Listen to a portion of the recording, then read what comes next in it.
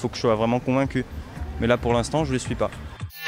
La nouvelle version de l'application Stop Covid a été dévoilée ce jeudi. Elle s'appelle Tous Anti-Covid.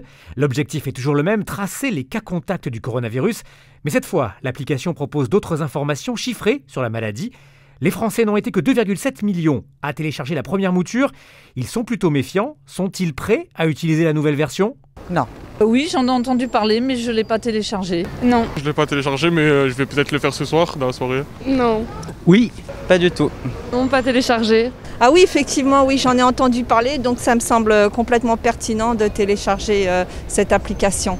Il en va de la responsabilité de chacun et c'est important vraiment qu'on soit tous sécurisés sur le plan sanitaire. Ce qui m'avait arrêté lors de la première, c'est la crainte d'être pisté, enregistré, que la maîtrise des données personnelles sur les téléphones et dans le cloud ne soit pas du tout maîtrisée.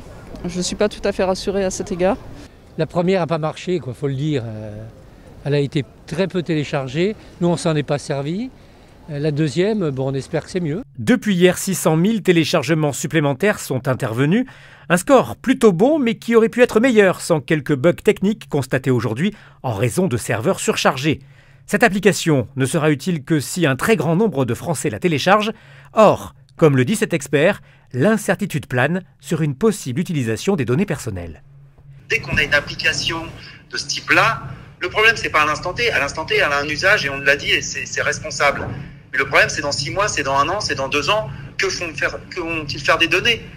De toutes ces données collectées sur potentiellement des millions de Français où ils pourront tracer, si jamais ça sort, ils pourront tracer le parcours de ces gens-là. Quelles sont les garanties qu'ils donnent en termes de transparence, de non-usage des données et de non-partage de la donnée éventuellement avec quelqu'un d'autre, de non-création d'un fichier centralisé? Quelles sont les garanties? Le jour où ils donnent toutes ces garanties aux Français, je pense que là, on pourra dire ok, pas de fichier centralisé, pas de données partagées, ok, très bien. C'est du peer-to-peer entre vous et moi, mais ça ne part pas.